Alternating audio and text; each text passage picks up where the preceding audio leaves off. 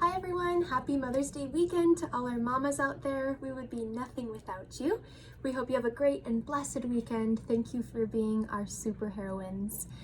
I hope you all have a good week. We have no session this Sunday, no TLC. However, all teens are invited to our Grad Night this Tuesday at 6 o'clock in Bishop's Hall. Particularly our 6th, 8th, and 12th grade graduates. Please come. We want to honor you and celebrate you and close out a really good year and congratulate you on the next step of your journey. And everybody else is welcome too. Teens of all ages, come join us as we celebrate the end of the year and honor our graduates. There's one other thing that I wanted to clarify for those in TLC. We've been finishing out our church history series. Our last session is Vatican II, JP2, and the church today. That's next Sunday, the Sunday after Mother's Day, which is the 16th.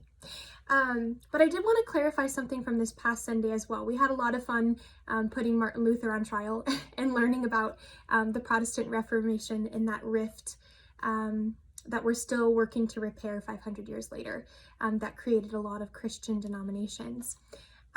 So I wanted to share something a little bit more specific about Martin Luther's teachings that may come up with you high schoolers as you continue to grow up and make different friends. There are so many diverse Christian faiths that have all sprung from Catholicism.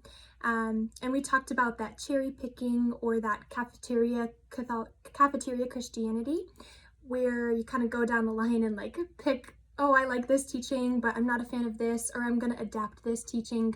And that's what's happened through the course of many, many years. And the Catholic Church is still here with the same teachings, professing the same beliefs, and trying to keep us all on track the way that Jesus instructed us. So what I'm about to share with you hopefully will kind of prepare you for any conversations that you have with Lutherans specifically, or any other Christian denomination, depending on what they believe. So Luther supposedly professed, it's not proven, there's no evidence, but there has been this myth or this story that's been passed down that Luther described grace. He used the analogy of a snow-covered dung hill. I know it's not a really nice image to have in your mind of like snow-covered dung, but that's how he kind of described us. We're the dung, we're dirt, we are muck for all of the sins that we commit. We are disgusting creatures basically. And Luther professed that grace is like the snow that covers the dunghill. And I need you guys to know that as Catholics, that is so far from what we believe. We believe that grace is transformative, that yes, we might be icky and defiled and unholy just because of some of the bad choices that we make and the sins that we commit. But grace is so powerful. It doesn't just cover us up and make us look a little bit prettier. Grace, we believe as Catholics, transforms us from the inside out. That's the transformative power of grace that we talk about all the time.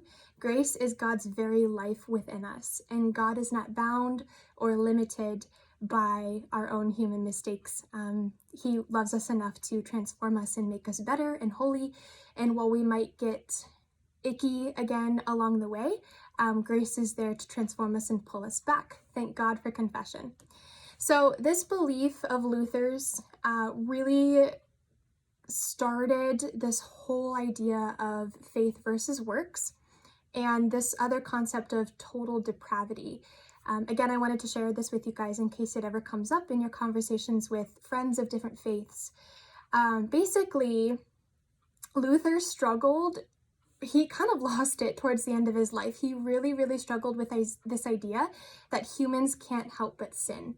And as Catholics, we believe that too, that we have what's called concupiscence. That's like our desire to sin, where maybe, for example, we're in a convenience store and we have 20 bucks on us, but we still have that inclination to maybe just swipe the candy bar and not pay for it and walk out the door and steal the candy, even though we have money to pay for it. Something like that is concupiscence. We just have that inclination to do evil sometimes. So while we believe that as Catholics, we believe that we have the power to overcome that by the grace of God. Luther really struggled with the idea that humans can't help but sin sometimes. So he had this idea of only faith can save you. If you've ever heard the phrase, faith alone, by faith we are saved, maybe your friends believe this. For Catholics, it goes hand in hand for us. Luther struggled with, like, we're helpless, this idea of total depravity, we are nothing without God. All you can do, your only hope, is to profess your belief in him as your Lord and Savior, and then the rest is up to him. And then that produced this other idea of predestination, where a lot of people who followed after Luther thought that, well, it's not really up to you whether you go to heaven or hell. It's all determined ahead of time by God, and there's nothing you can do to help it or to save yourself.